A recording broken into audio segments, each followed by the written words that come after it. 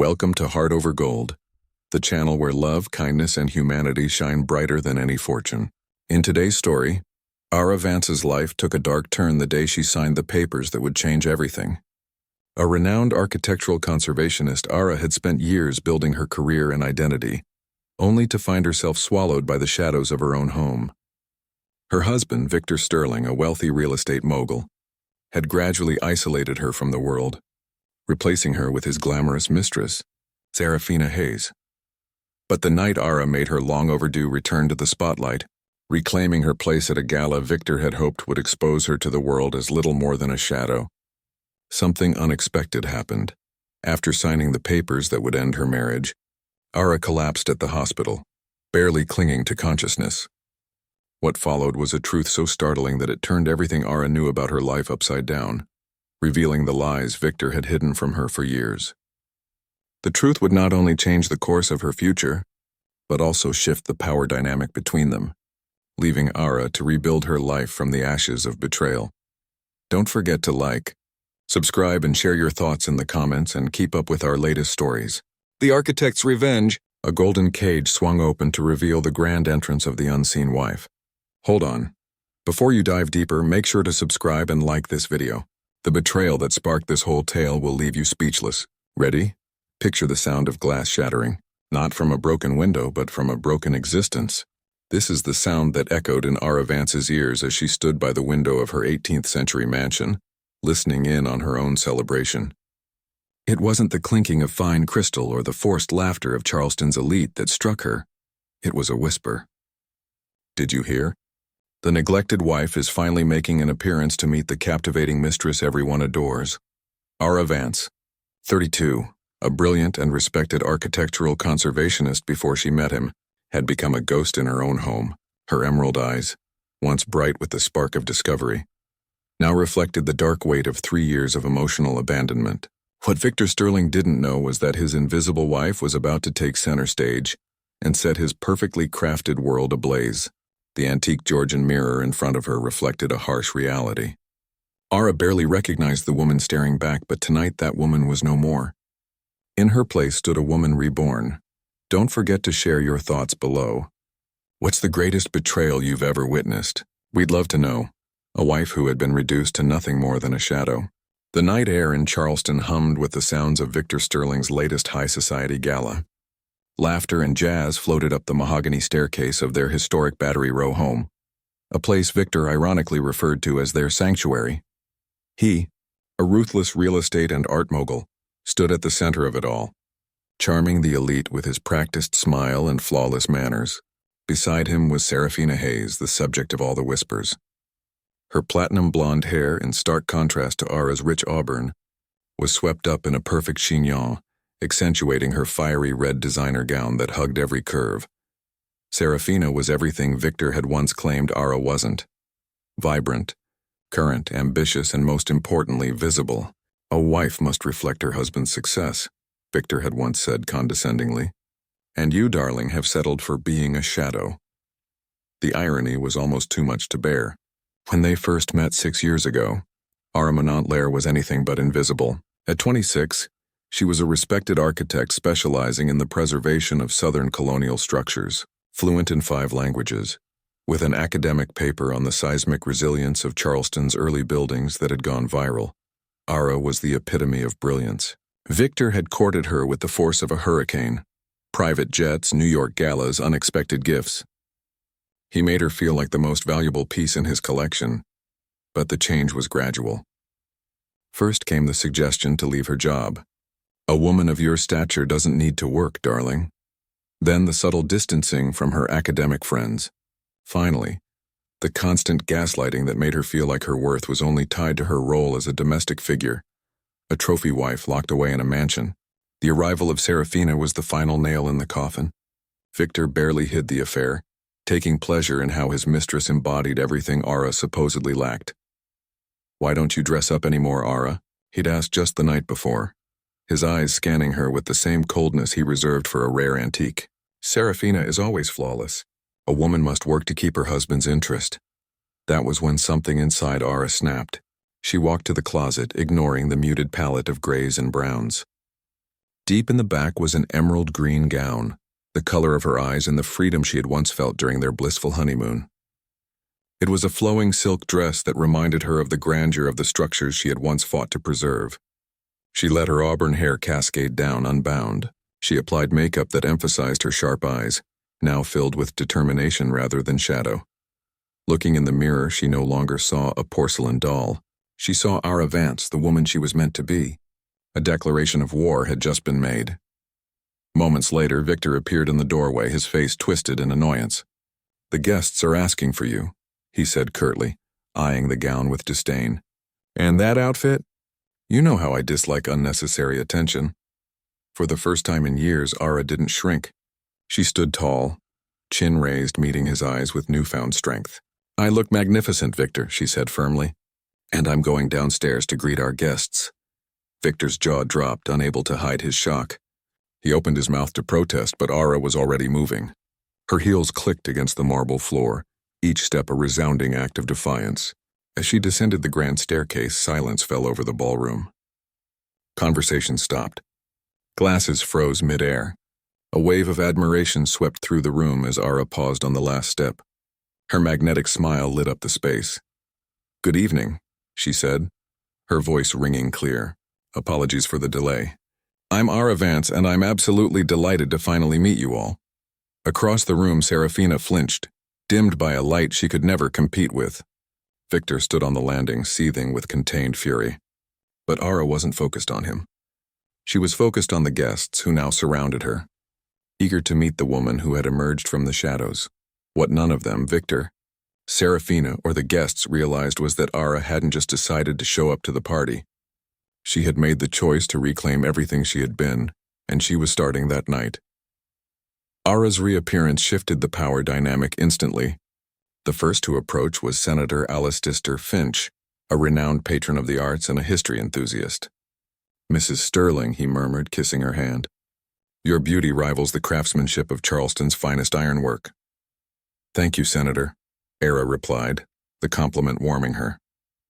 "I trust you're enjoying Victor's collection. I helped authenticate a few of those pieces back in the early days." The senator's eyebrows lifted in intrigue. "Ah, so you're an expert in art as well." Victor never mentioned his wife was a specialist. Before she could respond, a small group gathered around her, including Dr. Marcus Temain, head of the architecture department at the College of Charleston, with whom she had corresponded years ago. "Ara Montclair," he exclaimed. "Good heavens, it's really you." "Montclair," Lady Eleanor Thornton, an influential English collector, interrupted. "Surely not the Ara Montclair, the one who wrote that groundbreaking paper on seismic retrofitting for historic buildings. It was required reading at Oxford. Brilliant work." A palpable silence followed. Ara felt Victor's furious gaze from across the room, but it no longer mattered.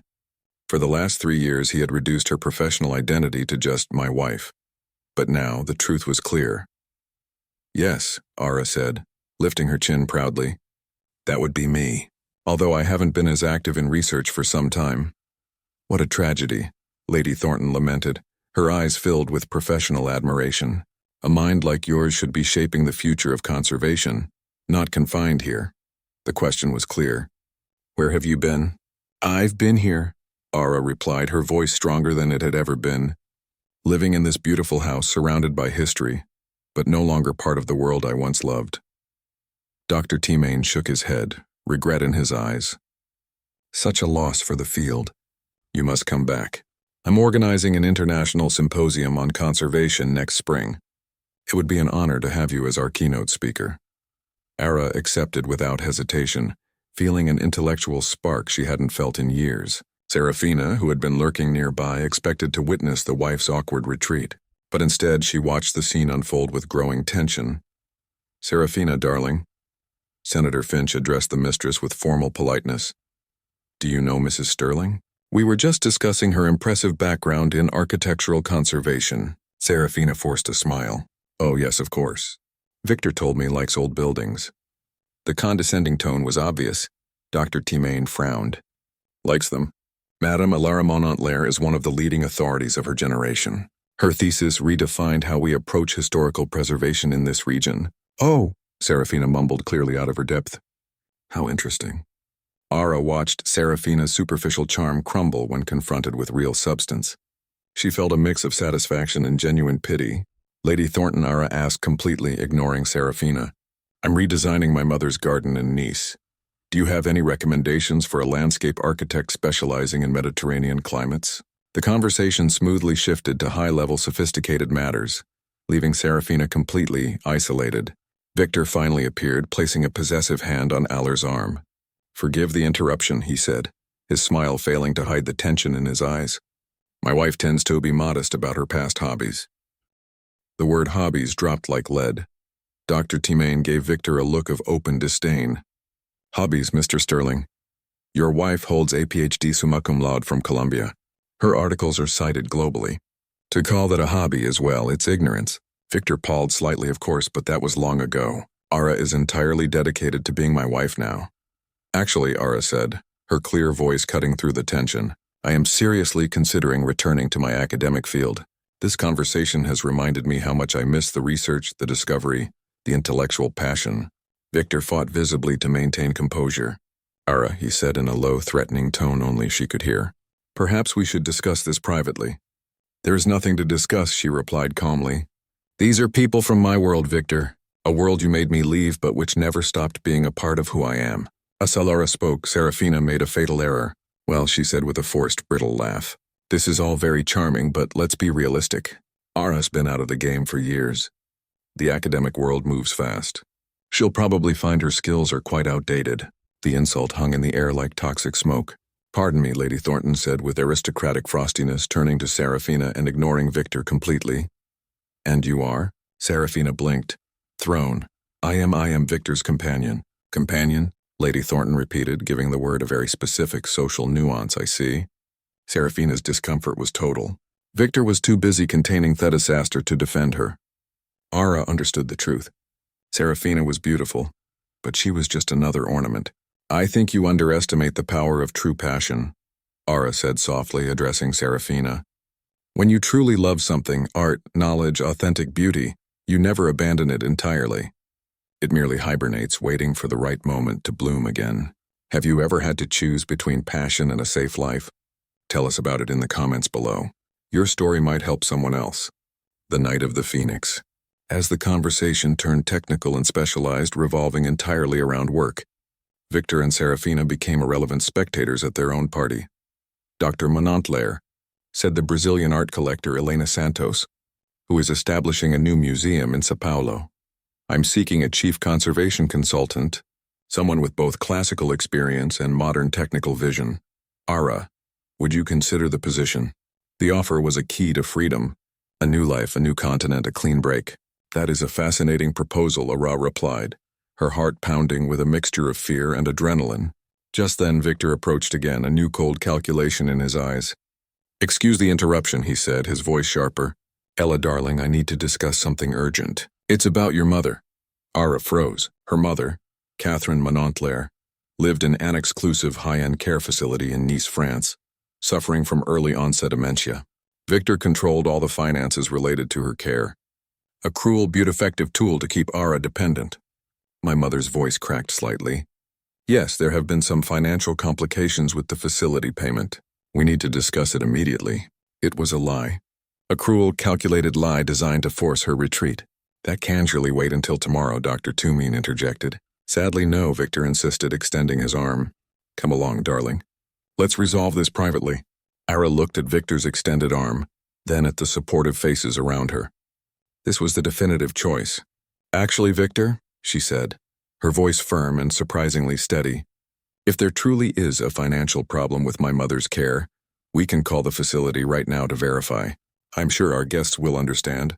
Victor was momentarily stunned. He hadn't expected a public challenge. That is not necessary, he stammered. I've temporarily resolved it. We can talk later.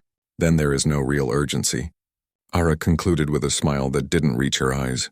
In that case, I prefer to continue this fascinating conversation about my professional opportunities. The silence was electric. Ara had publicly defied Victor and he'd backed down. You know, murmured Celeste Dubois, a French gallery owner. Controlling men hate it when their victims find their voice. Ah, darling, I hope you have a good lawyer. The word hit like a bolt of lightning. Actually, said Elena Santos, the collector, I know an excellent divorce attorney in New York who specializes in high net worth cases involving emotional manipulation. The word divorce hung in the air, no longer a fantasy but a real possibility. The midnight call and the secret asset after the last guest departed, leaving the house in a tense silence. Victor's fury erupted. What a delightful performance. 3 years trying to teach you to be an adequate wife, and in one night you destroy everything. Destroy what? Victor, Ara replied, looking at him without flinching. Your fabricated version of who I was supposed to be. I simply stopped humiliating myself to protect your fragile ego. He played his final card. You forgot your place. You forgot what you owe me. Remember your mother? The expensive care all paid for with my money. This house, your comfortable life, all thanks to my generosity. You gave me a gilded cage and called it home, Era countered. And now you want me to be grateful? I'm practical, He corrected, his voice dangerously low. And you are going to learn to be practical, too. Tomorrow I will suspend all payments for your mother's care. Let's see how long your independence lasts when Catherine ends up in a public clinic. The threat was a punch to the gut. Ara's mother was her absolute weakness. I need to think, Ara whispered, the strength momentarily gone. You have until morning to make the right decision. Victor hissed before turning to leave. And Ara, if you try anything stupid like leaving or contacting a lawyer, I will know immediately. The consequences will be far worse than just cutting your mother's payments. Ilara knew she had to act. She crept to her old study, the room he had turned into storage, and found her old laptop, the one Victor thought she'd discarded. After a tense wait, she connected to the internet and called the French care home. Madame Diacqua, the warm French voice said, Your mother is doing wonderfully, and thank you for the additional generous payments your husband authorized.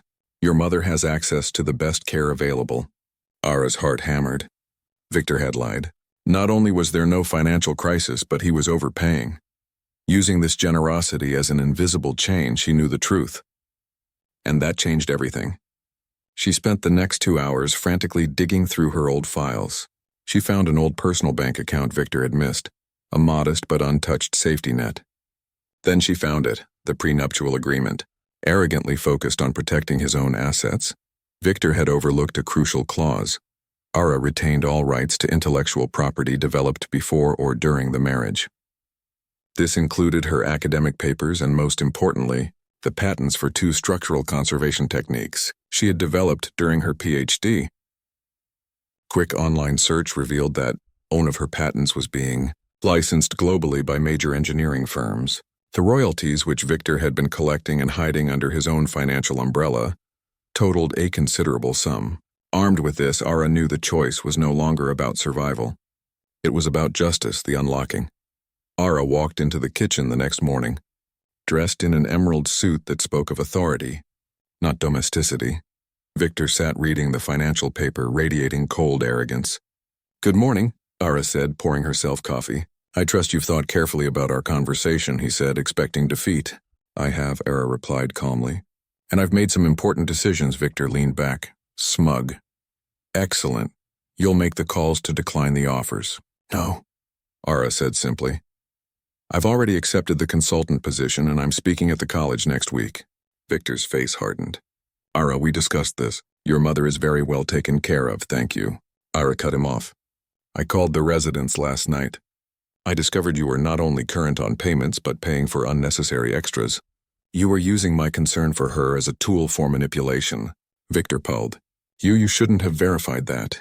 That doesn't change the fact that you still believe I'm financially dependent on you. Ara placed a stack of documents on the table. About that. I have discovered that I have legal rights to intellectual property that generates significant income. Income that you have been illegally collecting on my behalf for years. Victor grabbed the documents. His eyes widened as he read the patent and royalty information. That is technically true, but no buts, Victor. Ara retorted. You stole from me.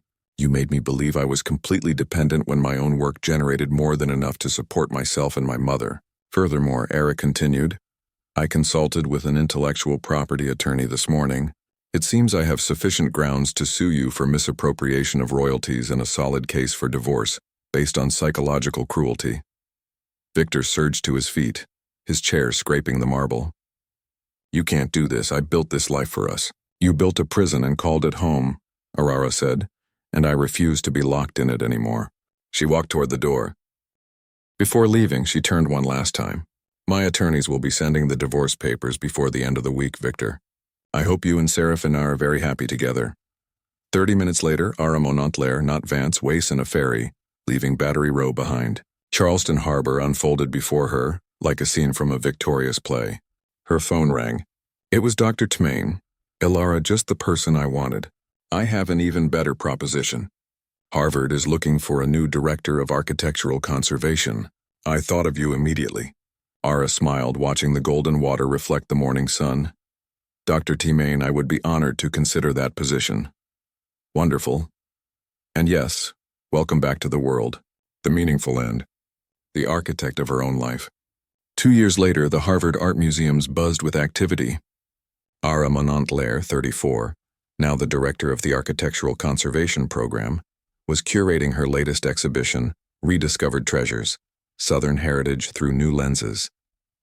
Her work had revolutionized the field, and her eyes, bright and clear, held the confidence of a woman who had found her true place. She wore an emerald green dress, a color chosen simply to please herself. Dr. Montclair, a voice called. Senator Finch approached, a genuine smile replacing his socialite formality. My dear, this exhibit is magnificent.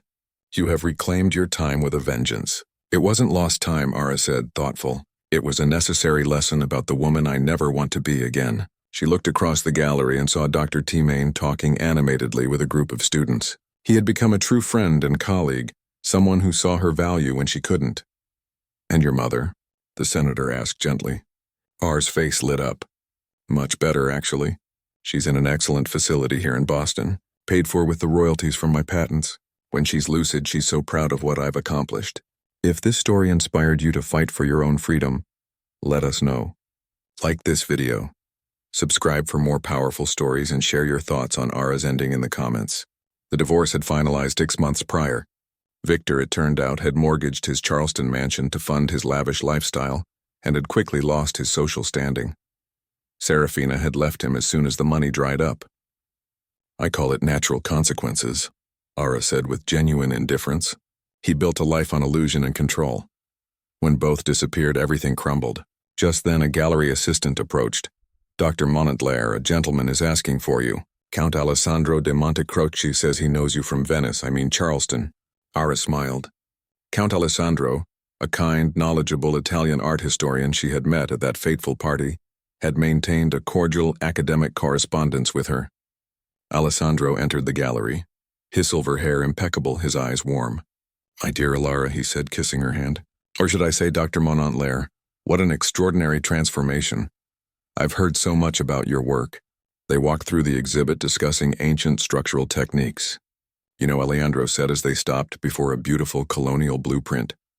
That night in Charleston, I saw a woman of extraordinary talent being systematically minimized by a small, cruel man. Part of me wished I had intervened. Alessandro, your kindness that night and that of others planted a seed of courage that allowed me to find my own way out. You helped more than you know. I'm glad to hear that, he said, and then his voice softening. And now I have a proposal for you.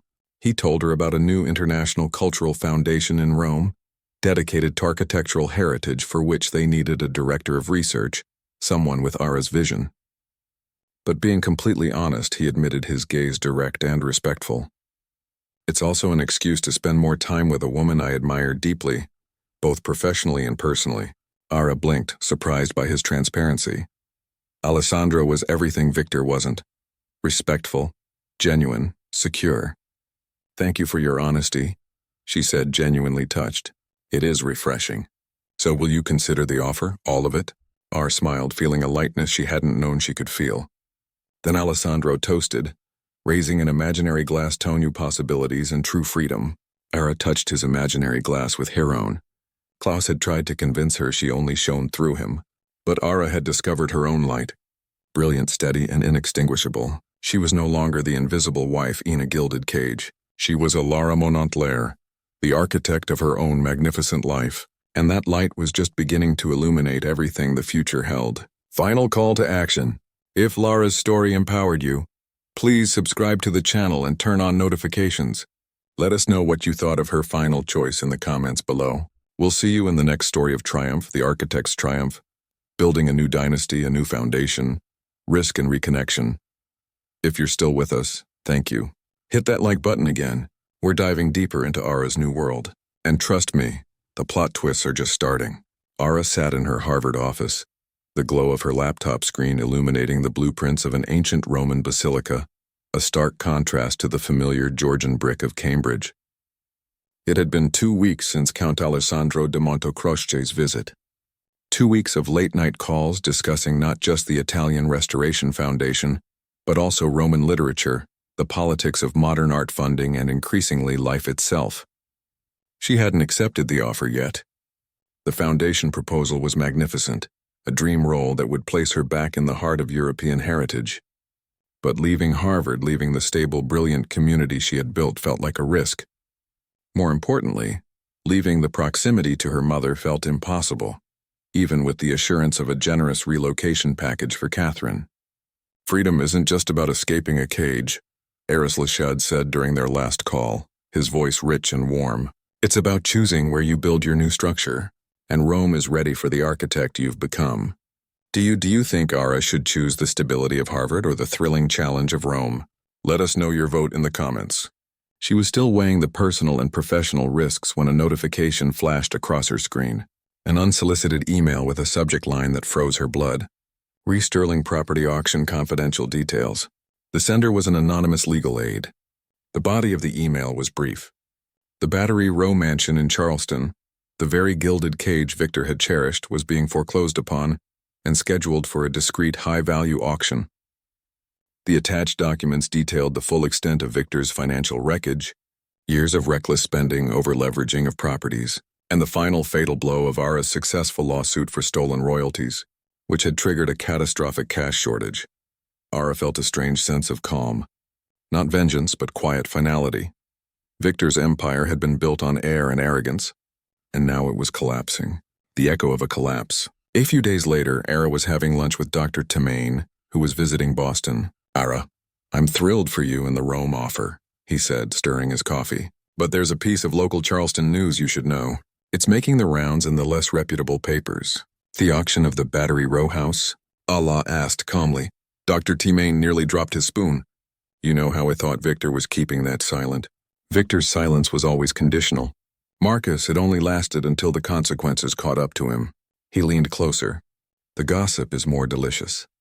Serafina, his former companion, whom he had promised the house, is now suing him for breach of contract and emotional distress.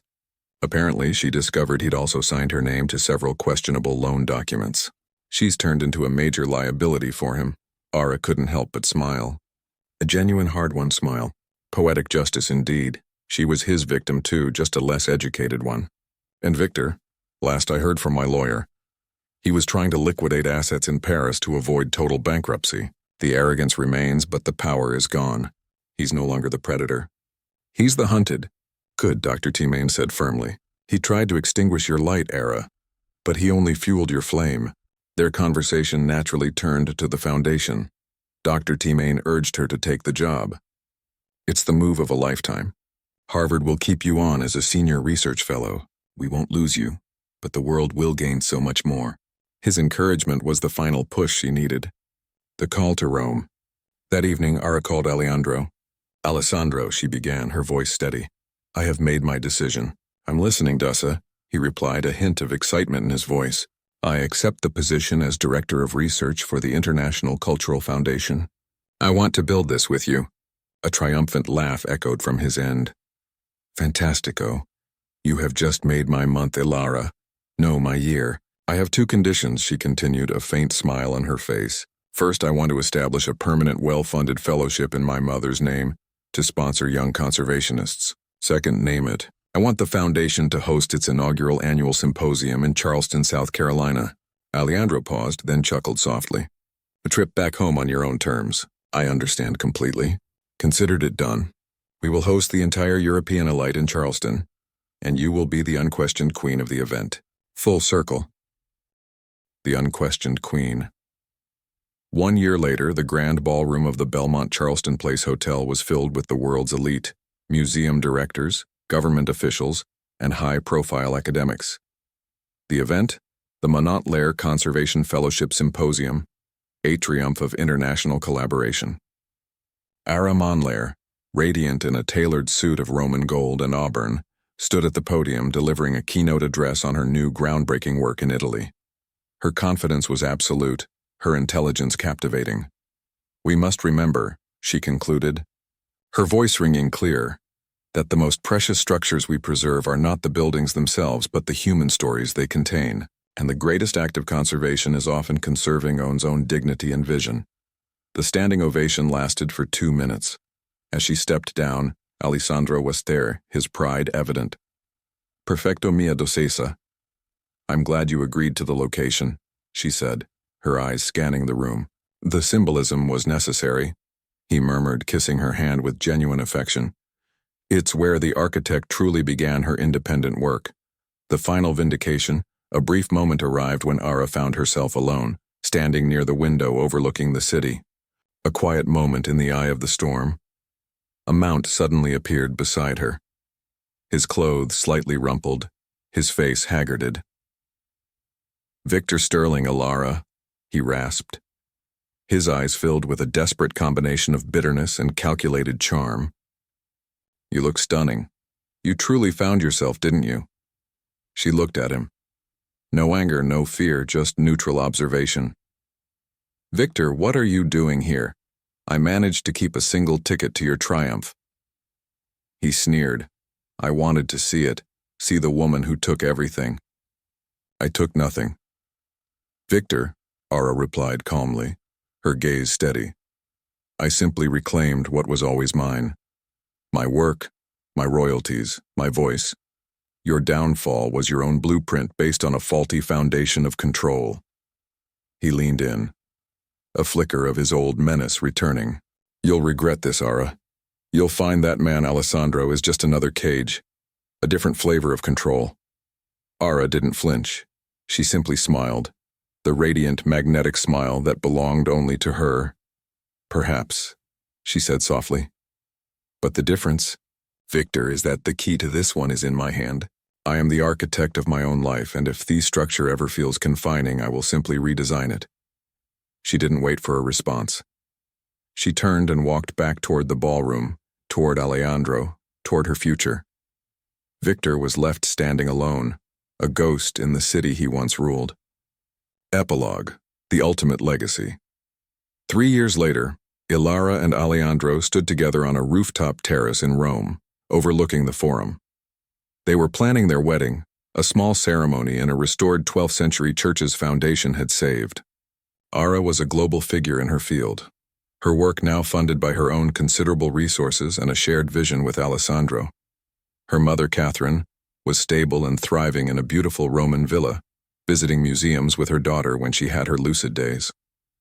Ara looked out over the ancient stones. She had lost 3 years, a marriage, and a beautiful house. But in return, she had gained a life, a career she adored, a loving partner she respected, and the profound, quiet knowledge of her own strength. The true masterpiece Ilara Monlair conserved wasn't an ancient column or a historic wall. It was herself, final CTA. If Ara's journey from invisible wife to global architect inspires you, subscribe now and share this story with someone who needs to hear it. Let us know what part of your life do you need to reclaim.